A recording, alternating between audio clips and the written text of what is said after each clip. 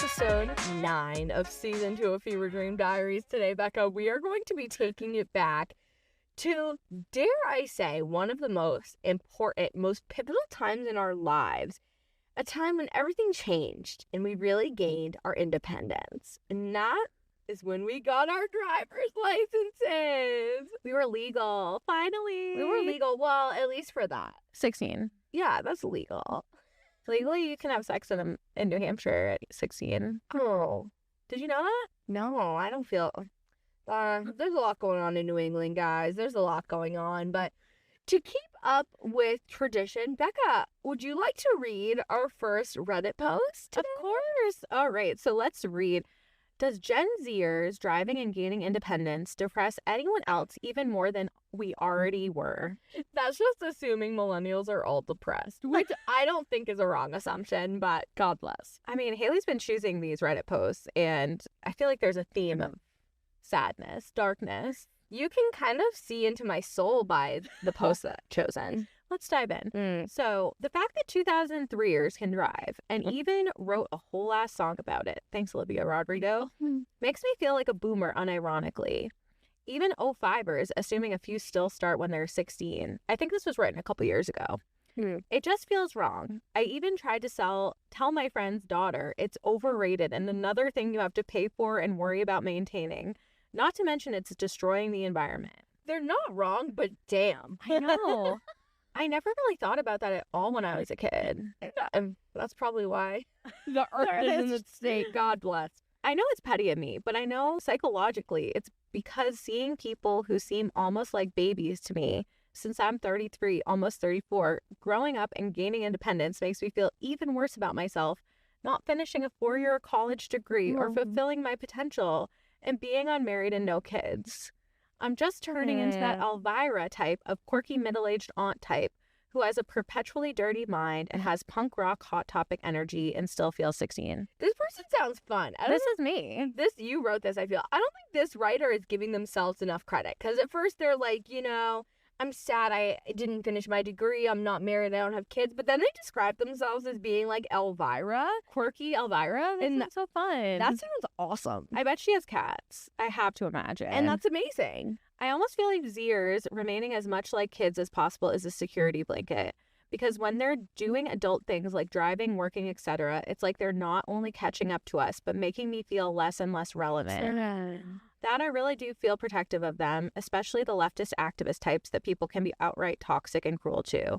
I mean, that is a true thing. I feel like Gen Zers get a lot of shit. And they get made fun of. Since it's such a spectrum, Becca, I know you've done your research on the topic. Could you explain what the different eras are? Obviously, we're millennials and younger than us is Gen Z, but what's that spectrum like, at least in modern times? Yeah, so Gen X is before us. Millennials are 1980 to 1997. Okay.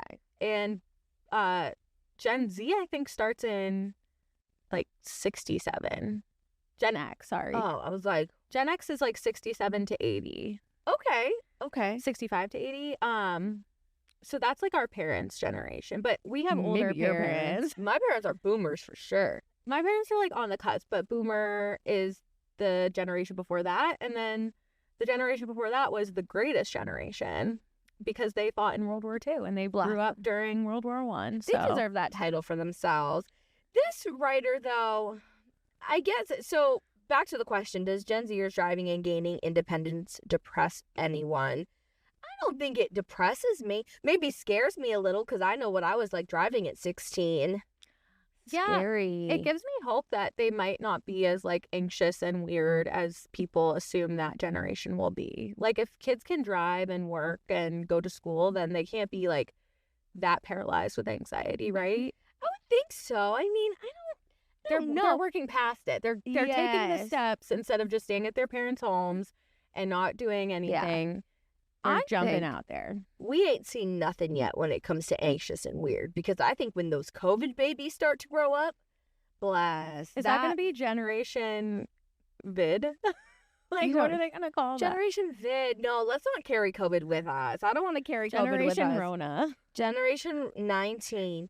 I think that's going to be tough for them. But I think Gen Zers, you know, what a time to be alive for them, especially social media wise. I think just technology and all that have been the biggest advancements. But I understand what this person is saying. Like, it does feel kind of different getting older and watching younger people. You know, even just seeing actors and actresses and singers, and they're all so much younger than us. It's like, oh, but that doesn't mean we're irrelevant. No, we're not irrelevant. We're just like actually adulting now.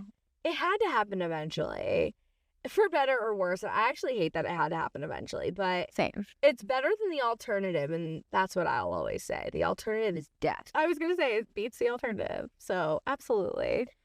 But I think, you know, it's great that they're getting their licenses, because I think back to our youth, Becca, and I don't know about you, but before I had my driver's license, I was getting into cars with people that I absolutely had no business being in a vehicle with. I'm sorry, Mom, if you're listening. This is disturbing content, but we were definitely driving around with people we shouldn't have been. Just for a short time between, you know, joining high school and getting our licenses, we were just jumping into cars. We didn't give a damn. We weren't questioning the people driving at all. Like, Yeah. in retrospect, I'm like, it's sometimes a miracle to think that we're alive. I agree. I mean, there were a couple of times I would just trust my friends with their boyfriends I'd never met, just driving us to the mall, driving us to a restaurant, and we were on the highway. That's some scary shit. I'm glad I wore my seatbelt. Always wear your seatbelt. Oh my gosh. Always. Wear that shit. Yeah, same for me. I worked in the restaurant industry for a lot of my, as did you kind of, all count chunkies. Anyone who's worked in a restaurant knows that it's like a different environment, and you get a different kind of bond with those people. And, you know, I would party a lot with the other roadies of the Texas Roadhouse, and there were some scary times. It had to happen that we got our licenses for the best. Absolutely. So if that makes the person who wrote this feel any better, at least there's that.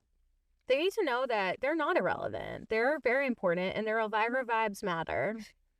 We love Elvira here on Fever Dream Diaries. So and you don't need to feel bad about any of the things that they listed as not accomplishing yet, because 33 is not old. You still have your full rest of your life to do all those things. Nothing gets my goat more than people trying to act like anyone in their 30s is old.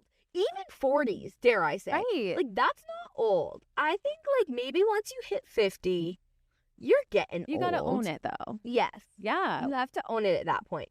But I see people on TikTok, like, trying to, and you know, it's not even Gen Zers that I think are the worst culprit. I think it's us. I think it's millennials, and we try to self-deprecate and act like we're old. Life is short, but it's longer than you think. Hopefully, God willing. God willing, we will be around on this planet for another 30, 40, 50 years. Oh my God, 50 at least for me. Look at me. I'm fainting left and right, and I think I'm going to live to my 80s. God bless. You're like, What I the am hell? fully for sure that I'm living till 82. 100% I will. So, you know, at least there's that. Not only did I get my driver's license at 16. We both did right at 16, right? As soon as we could. You were first, and I was struggling to find like a car to practice in. So it took me like 6 months. You know what? Thank you for that, though, because I wasn't first at anything else. You got your license. I think I needed to be first for this, but I got my license, and then I didn't stop there. What was next? Do you remember my motorcycle phase? How can I forget? With this garb today, I would have never thought of you as anything but a motorcycle girly. I'm a motorcycle mama. So I get my driver's license, and in New Hampshire, at least at this time, I think by state it varies. Yeah. In order to get your motorcycle, what is it, accreditation? Little license, you just had to take this weekend course. See how it treated you. And my dad made me a deal. He said that if I did it, he'd pay for it. Wasn't it in a parking lot at the DMV? I feel like, yeah. I feel like it was. Exit 6. I remember it was pouring rain the entire weekend. It was a rain or shine course. We had to do obstacle courses. It was crazy. Have I driven a motorcycle since? Absolutely not. I don't have any interest in it, but I am legal to. That's scary. And don't you have a motorcycle? No, I don't. Okay. So, okay, there is a motorcycle that exists. I knew there was something about a motorcycle. I think that what happened is my sister, when she got her license, I think my dad did a similar thing with and was Got like, it. because my dad loves motorcycles, and I think he just wanted his girls to ride with him, and that's so wholesome. Imagine the three of you just like all on your own chopper, just like driving down the street together. I can't deny that that would have been adorable had it worked out that way, but it did not. So I think that my sister had a motorcycle that she never used because Yeah. she too never really rode motorcycles after the course.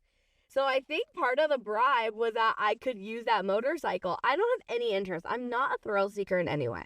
Yeah, I grew up riding on the back of motorcycles and I truly hated it. Yeah. And I was like holding on for dear life and I haven't gone on one since. yeah. So I drove, I would go on rides with my dad, same, on Yeah. the back and ride around, and it was fine. I'd do it again with him. I love my dad. I I'd do anything know. for him, but I'm just cringing thinking of the moments where I was like literally holding on for dear life to my Oh, mom or yes. my stepdad. of That course Cindy drives a motorcycle. my mom rides a Ducati. Of course she does. That's the most on-brand Cindy thing I've ever heard. What was your very first car? Oh, it was my mom's Jaguar. Yeah, she let me drive it all over town. I felt like the fanciest bitch. I'd drive it to school. Fancy. It was like a powder blue. Do you remember the year? It wasn't a one. I mean, it was still nice. It had the one. it had the little Jaguar, silver Jaguar jumping out of the front. Wow. It was a bougie little car, and I felt like a badass. But then I crashed it. yeah, but- totaled. No, but it was very expensive to fix. What did you and do? I backed it into her other car Oh, in the driveway. wait, that's worst case Cindy's scenario. listening, and she's so mad that I'm telling the story. You so, crashed. Matt, our producer, he is here. He's giving gets it. me yes, thank you for giving me some validation there. Very embarrassing moment because it was my mom's Jaguar, and she had been trusting me with that. So I got a Volvo that was kind of like undentable. Like I got in accidents with it, and nothing happened. So Becca's like, I drove right away. Nothing happened. nothing happened. There was another time with the Volvo where Jules, we mentioned her in last episode, love her. She was in my car. I was like picking her up my first time driving that car. Mhm. Immediately back out of her driveway and just crashed right into a car and then drove away. So Well, embarrassing. if you were Did I go right or I did like a terrified loop and then I went back and talked to them and left a note because they weren't home.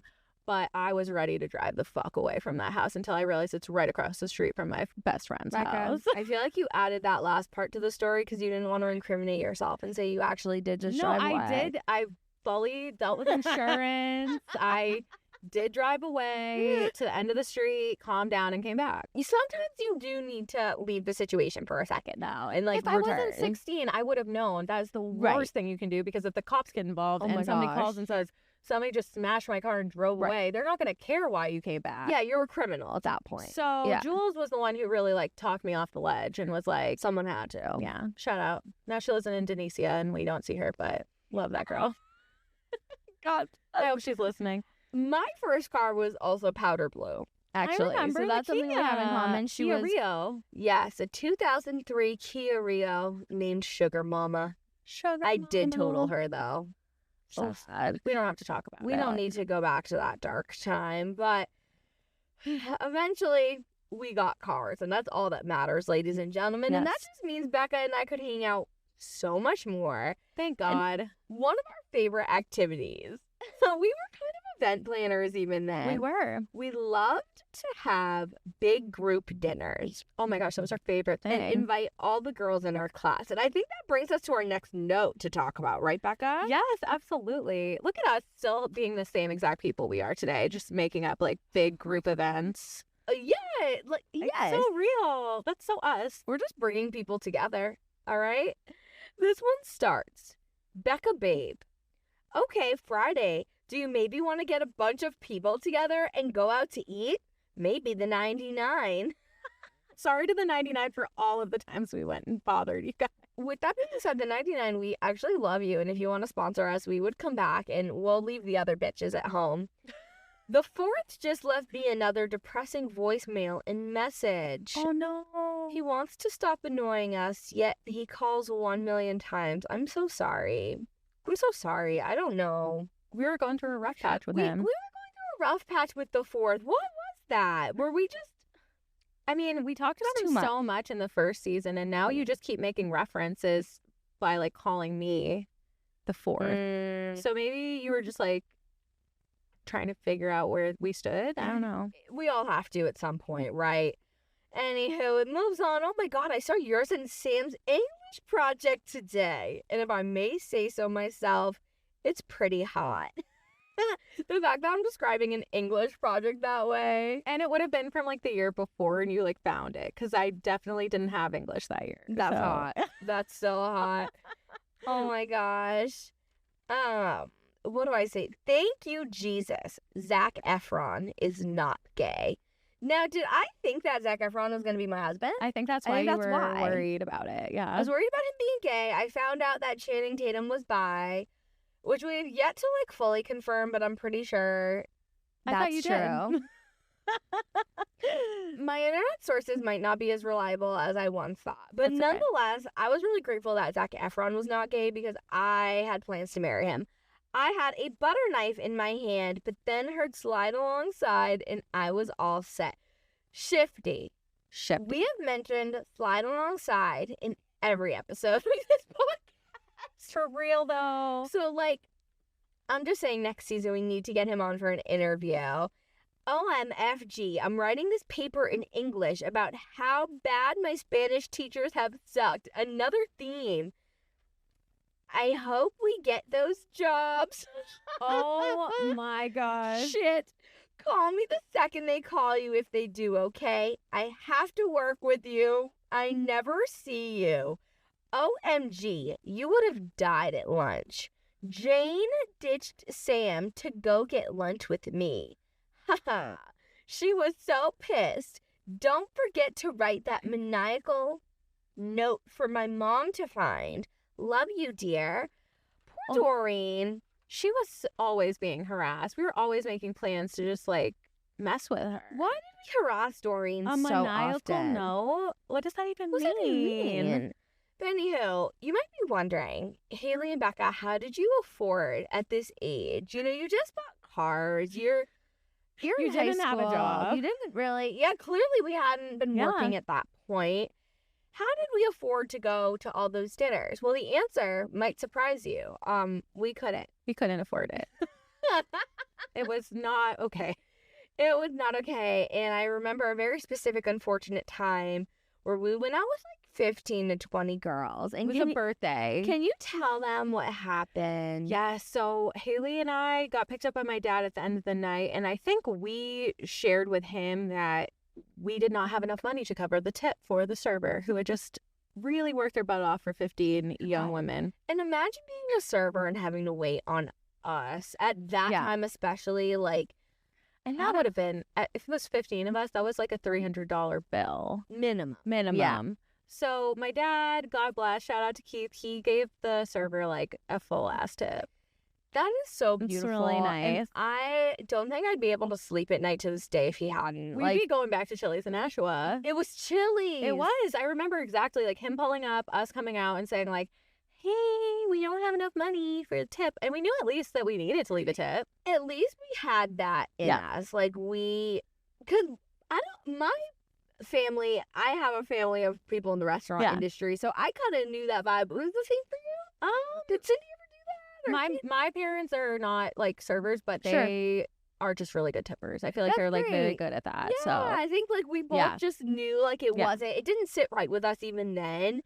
With that being said, if you're someone who doesn't tip, what are you fucking doing? Because that's the thing. There are some cities, though. I heard you've been. I haven't yet. Washington, D.C. Is it true that they pay their servers a higher wage and don't do tipping?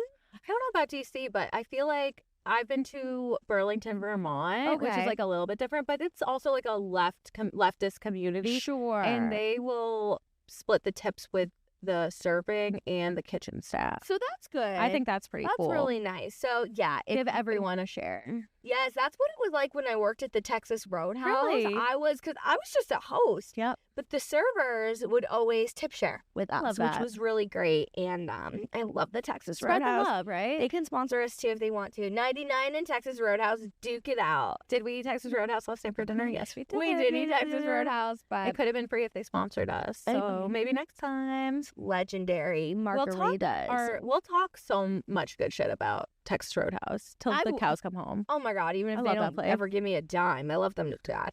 But anyhow, at this point in our timeline, we're discovering maybe we can't afford to go out to eat as often as we wished that we could. Yep. So we did dive into some other activities, and maybe this is why I'm passing out at the witch museums. Ooh, are you talking about the cemetery trip? I have bad juju, I think. It could be stuck on you, Haley. We might need to do a seance. We might need to do a full-ass saging of your body. That's a conversation Inside and out. for another day. I need a colonoscopy. But anyhow, when we weren't going out to eat, we were visiting some of New Hampshire's greatest historical sites. And one that just sticks out to me the most is Blood Cemetery. That was so much fun, but also terrifying. Terrifying. For those who maybe didn't grow up in New England, I think New England is special. So we got to kind of preface, it's a very historical area. So, I mean, there's just grave sites everywhere, Becca, right? Everywhere. It's like every few blocks, you're going to find like a small 1600s grave site just like scattered into the environment. And they're always preserved. You can't touch that shit. You are not going to be touching those cemeteries. You're not going to be touching those gravestones.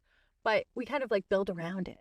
You build around It's quite it. weird. And I think it's something that is unique. So if you're not used to just seeing gravestones everywhere, just have that be a picture. But specifically, Blood Cemetery was the one we'd go to with friends Yep. to kind of see the hauntings. Yeah, so once we all had licenses, I feel like we would like meet at one house in our cars, and then we didn't want the cops to see us at the cemetery. The cops would monitor the They would, cemetery because because it's of actually haunted. mostly because of hoodlums like us, I think is And why. because it's actually haunted. Right. So we would jump in a car, probably like the darkest color, or like whoever was like the most experienced driver, and we would just head over to the cemetery, maybe like one or two cars, sometimes more.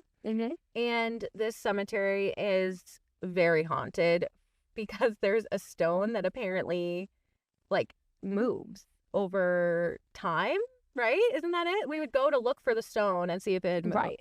I personally have never seen that occur. It's just a myth. Neither to have me. I, but I believe it fully.